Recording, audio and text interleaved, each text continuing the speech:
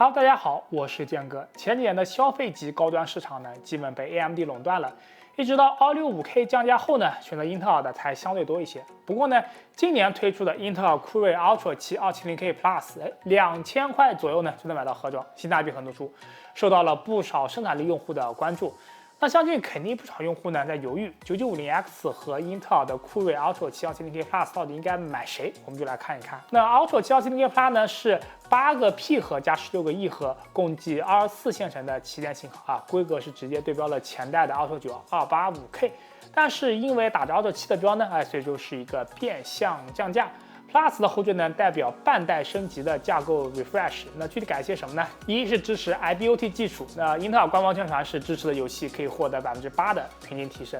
二的話是可以通过 IPPP 的平台性能包啊，可以一键安装 IBOT 所需的驱动和软件。那第三點是能效比領先。那第四點是支持 CODIM 的內存。英特爾官方宣傳是最大支持7200MTS 頻率和256G 的容量。那第五點就是強大的多核心性能是延續了領先的生產力。那麼呢，我們就搭兩套平台來測測看呢。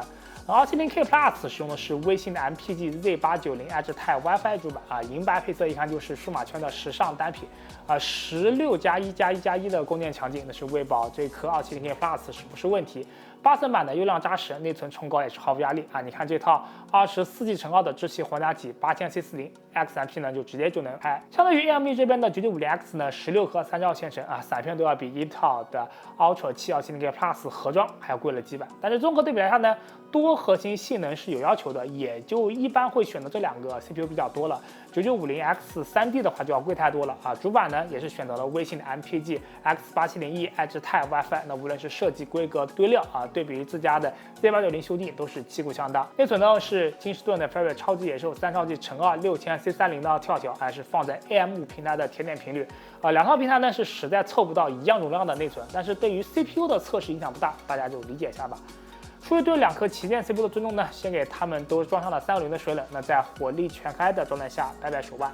在 Cinebench R3的測試中呢，英特爾酷睿 Ultra 7 270K Plus 單核跑分2460分，相比 9950X 強了10%。按照這幾年 CPU 性能的增長趨勢呢，這個優勢呢算是領先對手差不多一代了。論新架構呢，那還得是看藍廠 R3的多核跑分44794分，這樣也是領先了對家7%。R3的跑分呢負載較短，那麼就換上負載更長的 Cinebench 2024。Ultra 7 270K Plus 的單核跑分是146，領先對家8%左右；多核跑分2584分，領先對家9%左右。今年初呢，Cinebench又更新了2016版本，在這個測試中呢，270K Plus 單核跑分606，領先了9950X 約8%啊，多核10475分，領先約6%。270K Plus 呢，凭借着先進的架構設計，用更小的線程數呢，成功壓制了9950X，讓人印象深刻。但是Cinebench中的領先有多少可以順利轉化為真實工作中的優勢呢？在反映視頻轉碼技能的 Handbrake 測試中呢，270K Plus 領先9950X大約11%，而英特爾也不總是贏。在 Blend 的3個自帶場景的渲染測試中呢，那 Ultra 7 270K Plus 差不多就是落後了9950X大約2%到3%。這2年呢，隨着 AI 工具的成熟呢，大家相比於過去呢，有更多機會按需定制軟件。比如說本頻道的老朋友紫喵工作室的丁老師呢，就自己 WebQ 了很多顯示器的測試的小軟件。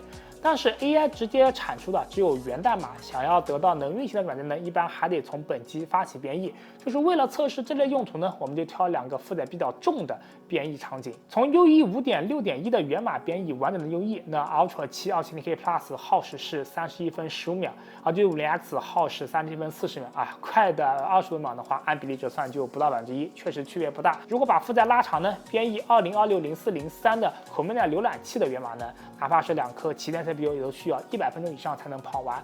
Ultra 7 270K Plus 呢，最終是105分鐘完成任務啊，比9950X 快了4分鐘。生產力的跑分跑完呢，我們稍微閒聊2句。經過3年的熟悉呢，玩家算是基本摸清了 AM5 的 CPU 套路，就哪怕只是8核140瓦左右的970X 或者980X 3D， 因為 PPU 機制和公認的更高的熱密度呢，從風冷換水冷之後呢，也會有比較明顯的溫度改善。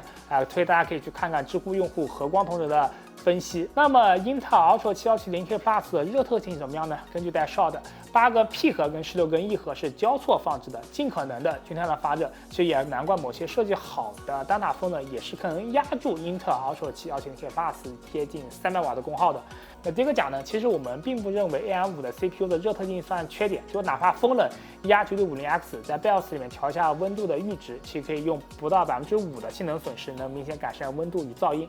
但是對比英特爾平台呢，总會顯得有些反直覺啊，明明沒有那麼大的功耗，但是散熱器呢卻是越強越好啊 DYPC。學吧，一無止境，太深了，學很無聊，苦作中。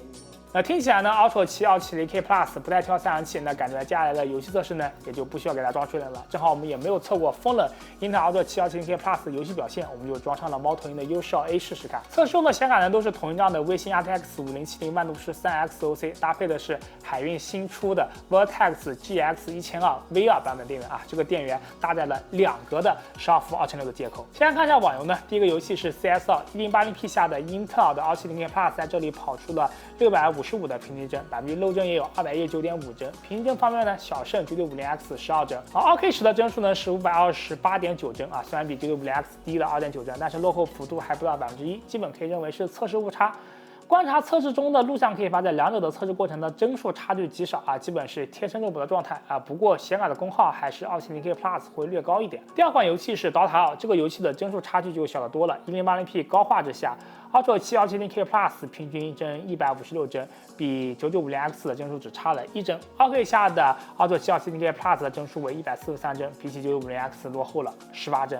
然後是絕地求生這個遊戲中呢 ，270K Plus 在 1080P 3級之下的平均幀243幀，百分比漏幀為129幀。2K 下呢只是平均249幀，漏幀131幀。兩個分辨率下呢，比起9950X 都要略微落後一些。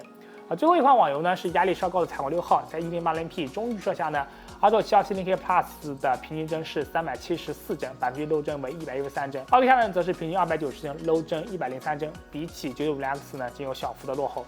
下一個遊戲就是3A 單機的，先來看一下賽博朋克2077，英特爾 270K Plus 在 1080P 中畫質下的平均為201幀，百分比漏幀為142幀，小幅領先了9950X 4幀。2K 下呢則是148幀，百分比漏幀107幀，同樣是小幅領先了9950X 6幀，並且漏幀方面呢 270K Plus 會更高一些。下款遊戲是古墓麗影：暗影 270K Plus 在 1080P 最高預設下的平均幀是257幀，漏幀是155幀，小幅落後於9950X， 但是分辨率換到 2K 之後呢，又領先2幀，而且漏幀方面呢 ，270K Plus 要更高一些。然後是黑神話：悟空 1080P 中畫質下呢 ，270K Plus 平均141幀啊，1幀的極其微弱的幅度領先。分辨率切換到2K 之後呢，領先幅度擴大到了4幀，而 270K Plus 漏幀呢，在這個遊戲裡面也是更為穩定。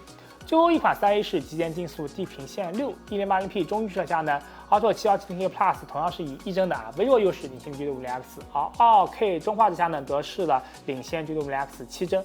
兩個分辨率下的漏幀和前面的3遊戲一樣啊，都是 270K Plus 會更高一點。遊戲測試最後呢，我們還試了一下3秒鐘行動。270K Plus 在這個遊戲中呢，不管是戰場模式還是風格模式，都是相當流暢的。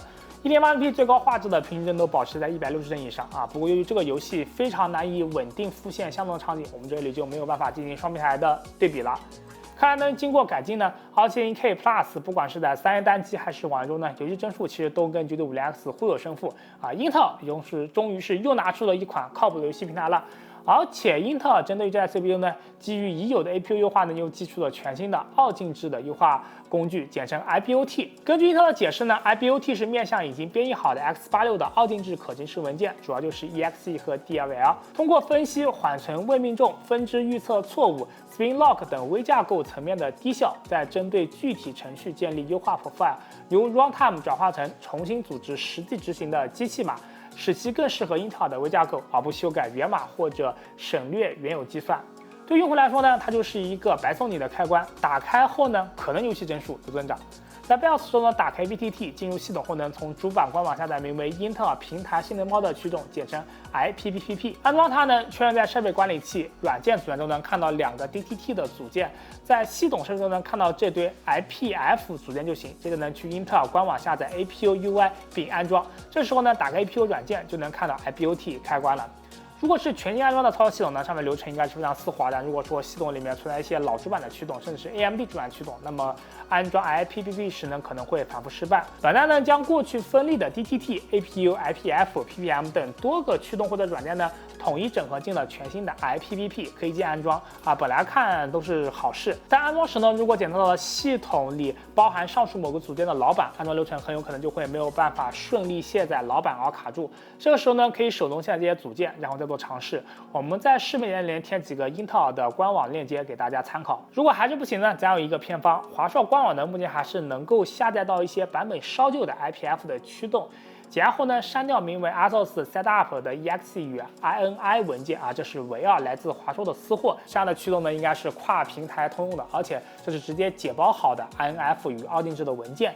安裝成功率呢，遠高於單一的大安裝包。管理員權限運行 Silent Install CMD 的腳本，應該就會裝上一版今年年初的 DTT、IPF、PPM 驅動。此時呢，再安裝 IPPP 一般就可以了。通過 APU 的 UI 打開了 APU 和奧定制的優化之後呢，我們再測一下英特爾2700K Plus 的遊戲幀數，也確實如英特爾宣稱的一樣呢，108MP 的古墓麗影的遊戲幀數有了明顯的提升，從257幀漲到了292幀啊。至於其他遊戲呢，就沒有太多的變化了。當然，2700K Plus 和990X 都是帶核顯的，我們也順帶測了測核顯的遊戲性能。我們檢測了幾個網頁中的表現，108T 全低的 CS2 裡面的幀數達到了131.6幀，比990X 的核顯高了70%。DOTA 2呢為286幀啊，高了10%。而英雄聯盟就很誇張了，核顯居然到了278幀，比950X 的幀數翻了2倍還多。最後呢，我們進行一個總結呢，其實對於生產力用戶來說呢，Auto 7 2700K Plus 相比於9950X 呢，生產力方面略有領先啊，遊戲性能互有勝負啊，主要還是價格能便宜很多啊。如果看京東自營的核算價格的話呢，價格差就能來到1000多塊了，再加上2Z890的主板拓展性能要更好一些，那其實對於生產力用戶來說呢，還是一個挺有效率的選擇。當然，考慮到目前 DDR5 的價格呢 ，CPU 這些錢確實可以忽略不計了。還是希望這波成熟漲價能夠盡快過去，讓大家都能組得起心儀的電腦化。那今天節目到這裡，不知道你如何看待英特爾 Auto 7 2700K Plus 呢？歡迎留言彈幕與我們交流。如果觀眾沒忘點，請大家點個讚，因為我們是全職 YouTuber，你們讚都非常重要。如果想了解更多電腦資訊的話，可以關注微信公眾號“超凡客 CLK”。如果想購買電腦的話，可以讓我們店鋪傳過的數碼。這是超哥，我們下期見，拜拜。